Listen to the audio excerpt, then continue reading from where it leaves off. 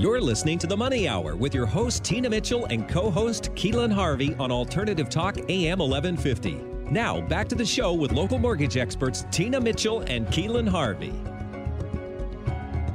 You are listening to The Money Hour at 1150 AM KKNW, the Saturday, June 12th show. You can also listen to our show on podcast, our Facebook premiere show, or you can catch us on our show YouTube channel. I am flying solo here today, no co-host with Keelan, but I am your host, Tina Mitchell. We are here to help you build a strong financial blueprint 1 week and one show at a time. If you are hearing our show at a different time or day, you can listen to our rebroadcast. We are also here to answer your questions or connect you with the guests that we have on the show today. Please call the show at 1-855-400-1150. Again, that's 1-855-400-1150 or online at themoneyhour.com. And now in studio, we have John Anderson of John Anderson Esquire.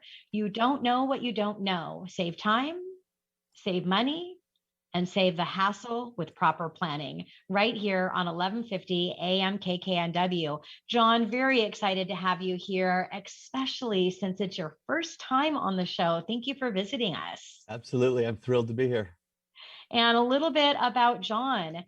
John Anderson, wait till you hear this bio. He is an author. He is a composer, a musician, a speaker, a lawyer, a little bit more. He is also a husband, and he's a father of 5 children. His kids are between 21 and 3, so he'll be actively parenting minor children for another 35 years. John spent the first 10 years of his legal career in the courtroom, litigating criminal defense, divorce, business, and probate matters before completely rethinking his practice and focusing on helping people avoid the crisis and problems that got them into the courtroom in the first place. Now, John specializes in estate planning, long-term care planning, and probate. His book, Lawyers Always Win: How Ignorance of the Law is Costing You Everything. It's going to be coming out later this year. So exciting.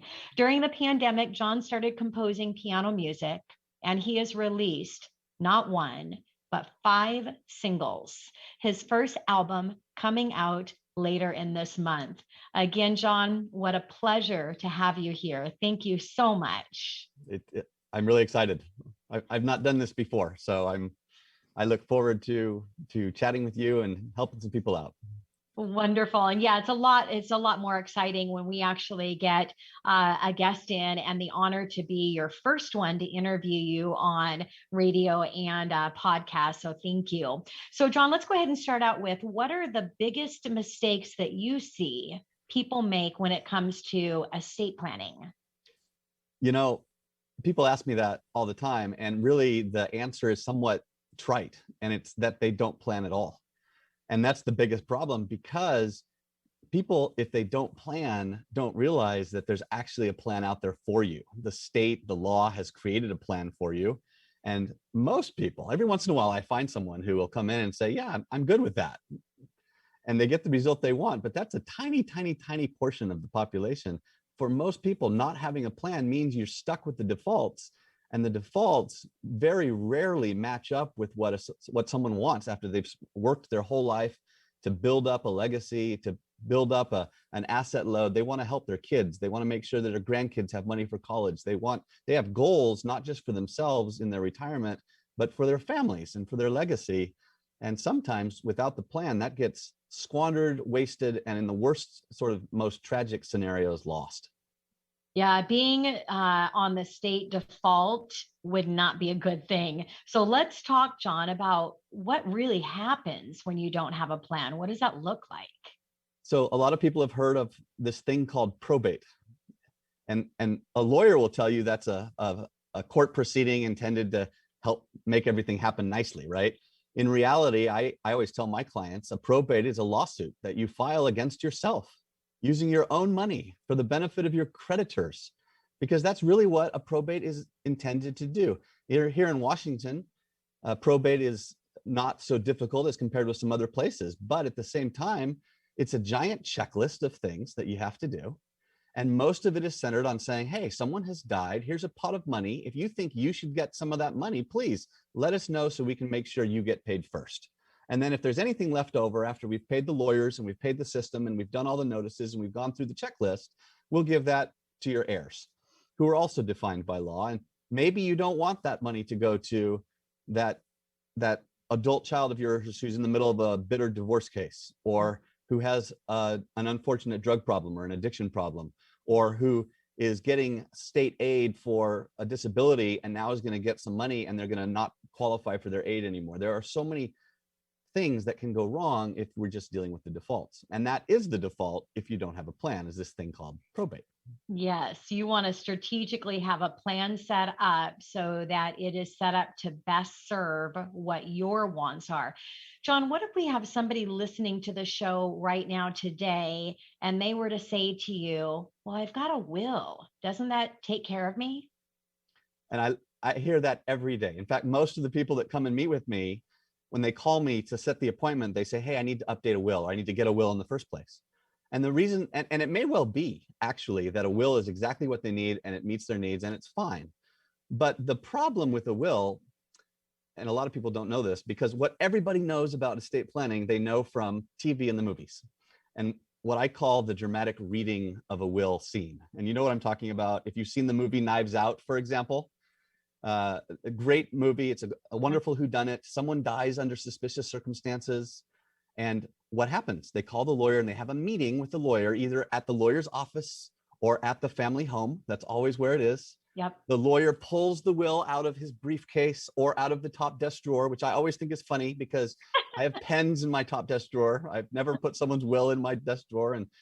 But it makes for great drama, and they pull out the paper, right? And then there's the dramatic reading. I declare this to be my last will and testament. And someone gets the house, and someone gets the Lamborghini, and someone gets the helicopter, someone gets the business. Someone's always disinherited or outed as an abuser.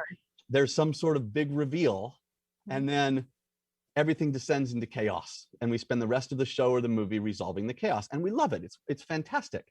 And that's all anybody has ever seen. And we've seen that scene millions of times. What most people think is, hey, obviously, I'm not going to have a big reveal. I'm not going to have all this drama surrounding the reading of my will. But I just need to have a will in place so that when I die, my family will get together with the lawyer. The problem is that everything about that scene is wrong. There's no such thing as a dramatic reading. In my whole career, I've never done a dramatic reading of a will with a family. I've never even done a boring reading of a will. There's just no reading. It doesn't happen. What happens, and a lot of people have no idea about this, they bring the will into me. And they say, hey, what do I need to do? And I tell them, well, actually, when you have a will, that's just one more document that I'm going to go and file with all of the other papers that I file in a probate case. All those things we already talked about that happens in the default. If you plan just with a will, you're still going through the same probate process. Wow. You're still stuck with the delays. You're still dealing with the hassles. You're still paying the lawyer fees. You're still doing all the notices. You're still doing all the checklists. And a lot of people have no idea. Yeah. Well, I sure hope that our listeners today, or people that don't have the estate plan in place, that they're listening today. So why can't you just make your kids beneficiaries of your accounts? So the short answer is because it doesn't address all the things that you need to do.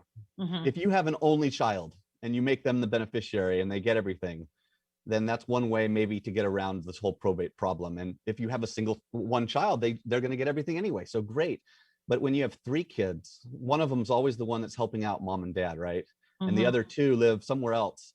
And now that one little Johnny gets all the money and something goes wrong. And unfortunately, too often when that parental figure dies, something happens and now they're no longer there and there's a pot of money. It's amazing to watch people's little heads just go kaboom and they explode and they start doing crazy things. And now the other kids are like, wait a minute, are we sure everything is right? And it can lead to problems. Yeah. And so it's sometimes that works. And so that's one of the things that we look at when we sit down and plan with someone is that a viable option? Sometimes, but not always. So, John, how can you avoid court and the hassles that come with that? So the easy way, the easiest way, and really the only way I know how, is by setting up a form of trust called a revocable living trust. Okay. And a lot of people hear the word trust and they think, oh my gosh, that's for super wealthy people. Because again, in TV and in the movies, that's all we ever see about trusts.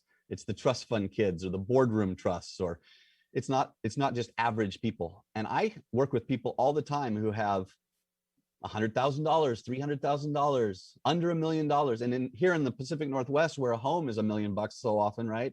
Yes. I mean, those are very modest conservative estates, and yet people can set up what's called a revocable living trust to avoid probate entirely.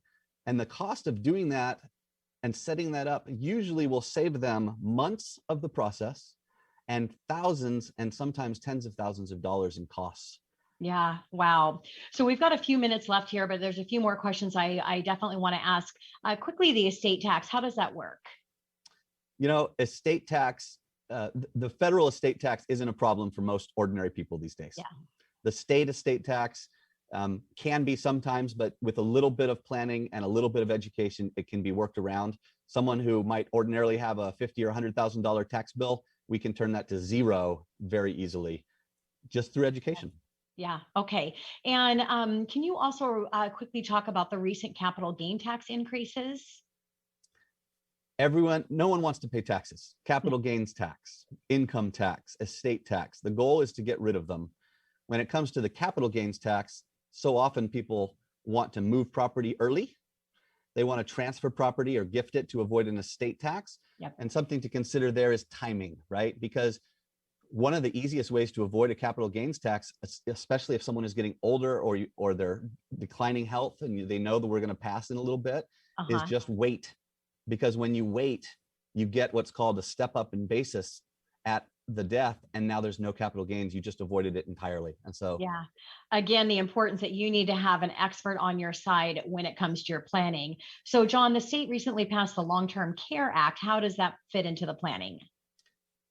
So long-term care fits in because most people at some point in their life are going to need some long-term care. I think the general national average is something like for men, I think it's 2.7 years, and for women, it's something like 3.6 years. You may need long-term care. Medicare doesn't cover long-term care. And so you have to be able to move things around and actually plan for it, or else the way the system is set up right now, you're forced to spend all your money on it, and then you lose that legacy. Yes. So, John, we have less than a minute. Two really quick questions here. Where can you find more about these topics, and what's one thing that you want our listeners to remember and take action on? And I can answer both of those in the same way. So much of this is all about education. It's about learning, and it's hard to find the answers to these questions. I do a monthly webinar that talks about a bunch of these things and gives a lot more detail, but really you just need to sit down with someone. Take the time to sit down with somebody, because that's better than nobody. If that's me, awesome, but somebody, and just do a little breakdown and talk about what your goals are and learn how it works. Knowledge is not power. We always hear that quote, right? Knowledge is power. If that were true, why do doctors smoke?